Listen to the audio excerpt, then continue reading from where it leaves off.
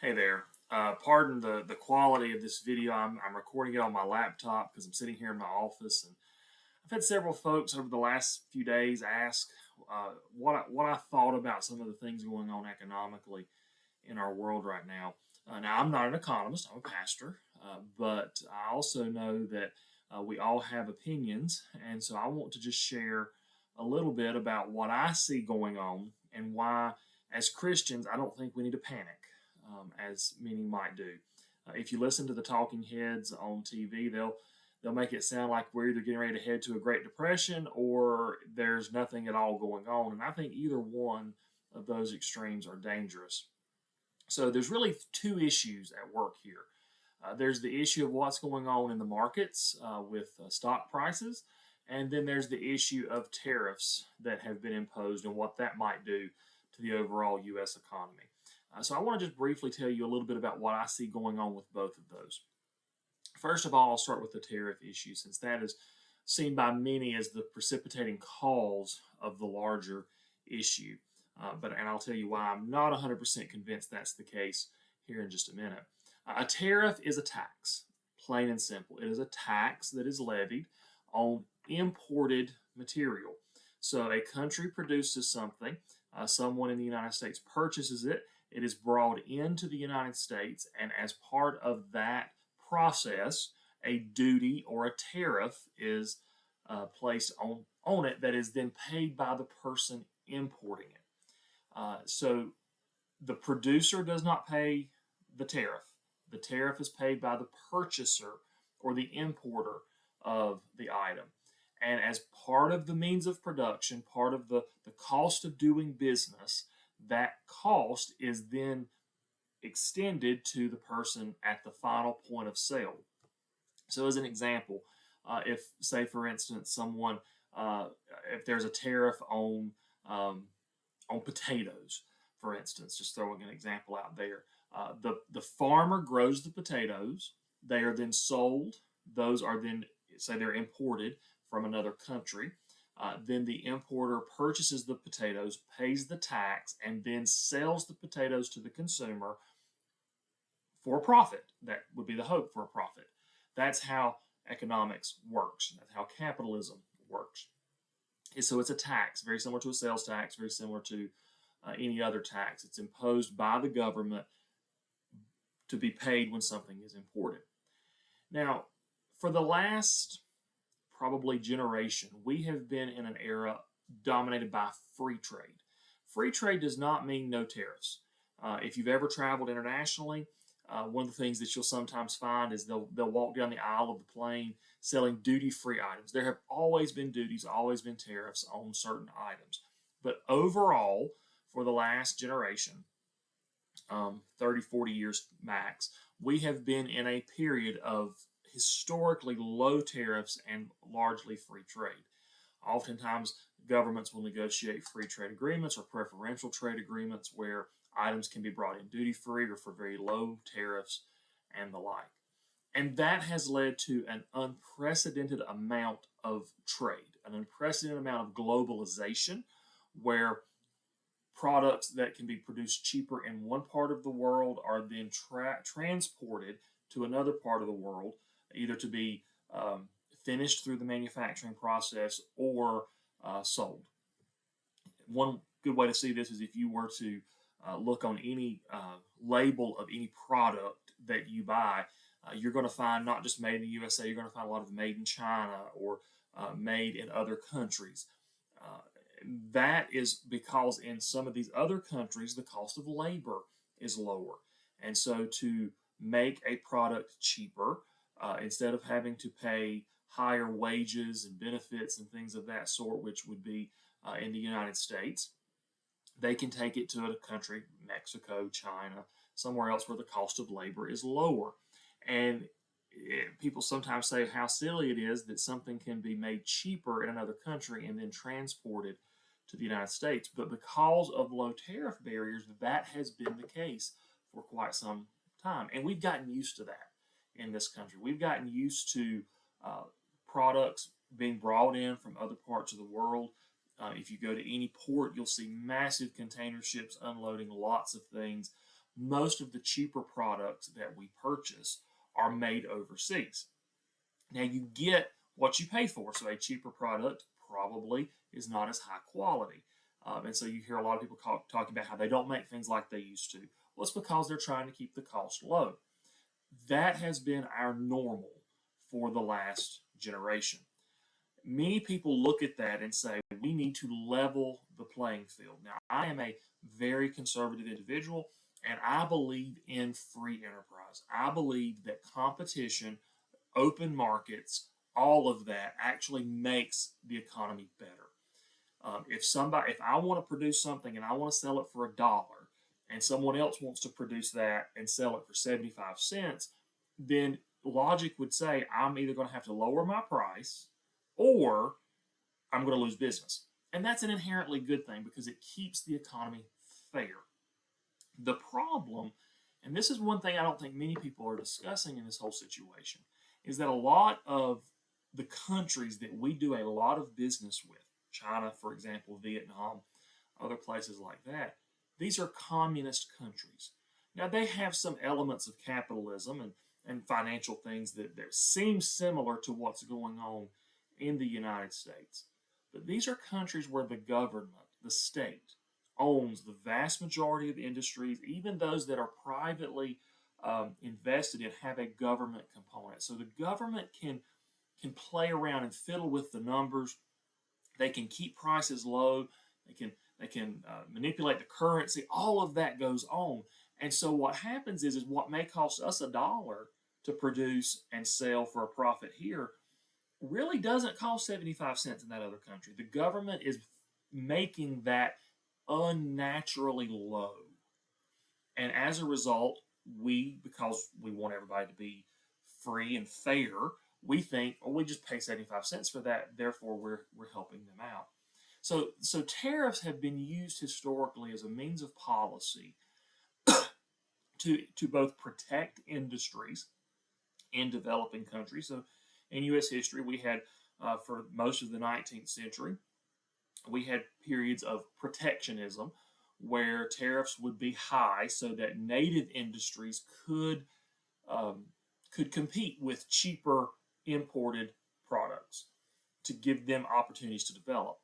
But then once industries develop, once we stopped being a developing country and we became a developed country and a wealthy country, tariffs could be lowered for that reason. Tariffs could be brought down so that there would not be as much of those barriers related to the economic situation. And so that's why we've been in a free trade area. Other developing countries sell us cheaper goods. We don't have to develop our industries. But as a result, many of those industries that used to be in the United States have left. Steel production, it's cheaper to produce steel in other countries, mining in a lot of ways. And so there are many folks who believe we need to bring those industries back for national purposes, not economic purposes, not because it's economically smart, but because we need to have those things here. We need to be producing those things here for national defense purposes or for other national reasons. So all of that kind of goes into this argument, in this conversation over tariffs. So do we impose tariffs to help our own industries here in the U.S.? Do we impose tariffs to level the playing field where there's been government interference in other countries where things are not as fair as we want them to be? All of that goes into it. Now, I do not like tariffs. I think they are a terrible way to engage in policy.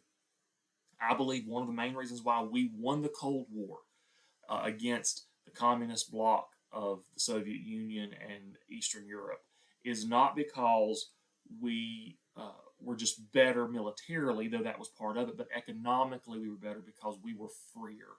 There was more trade, the free exchange of ideas.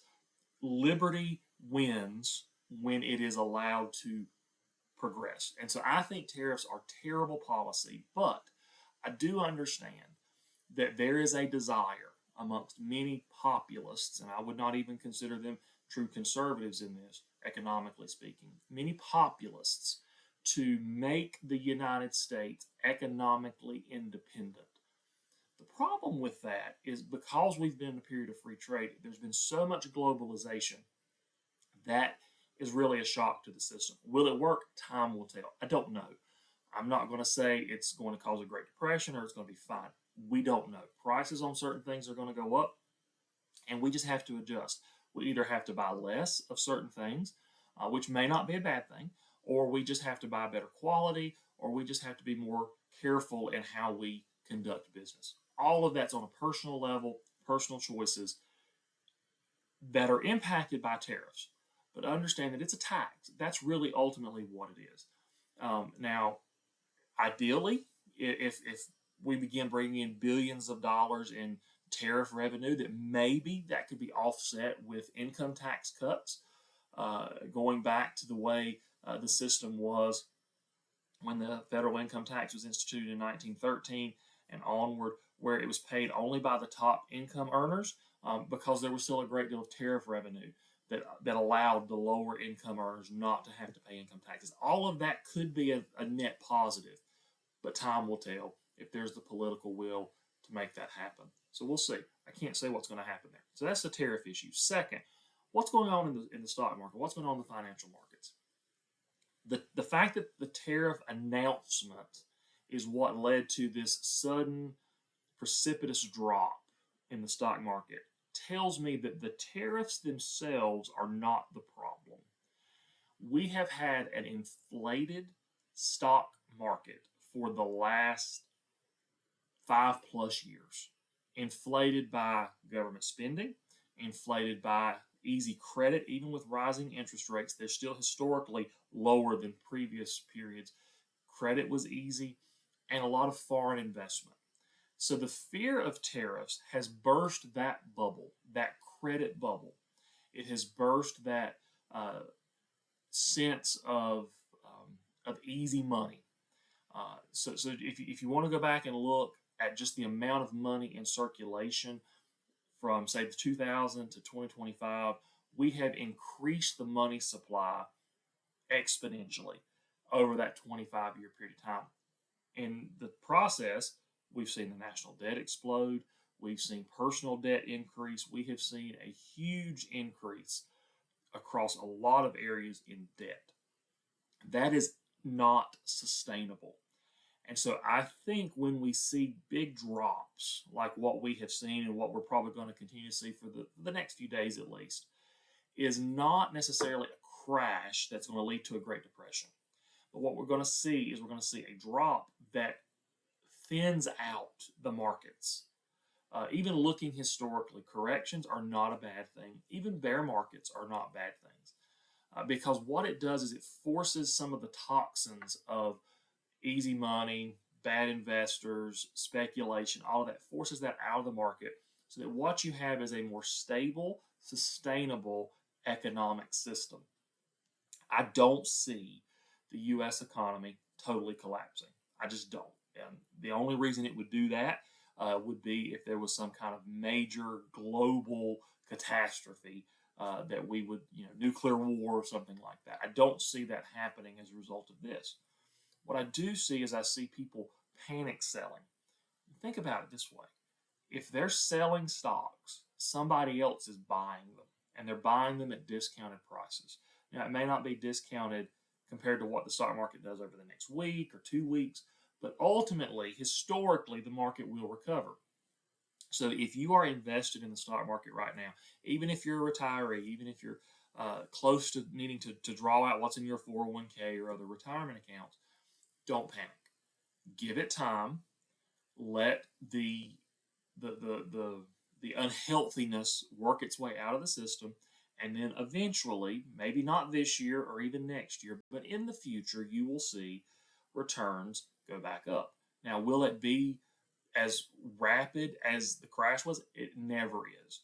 The crash of 1929 wiped out a huge amount of wealth on paper, and it took decades for the stock market to recover. And so typically crashes are quick, recoveries are slow. And so we want to not panic. We want to remember that all of this is going to work out in the end. and we just need to be patient. And I think one of the ways we can be patient is to just not let what's going on in the financial system scare us. So here's what I would recommend you do. Make sure you have an emergency fund. Don't put all your eggs in one basket. Make sure you have enough money set aside in savings or some kind of secure form that you could weather a couple of months if things got really bad. Be thrifty. And what I mean by that is, understand that what you buy matters.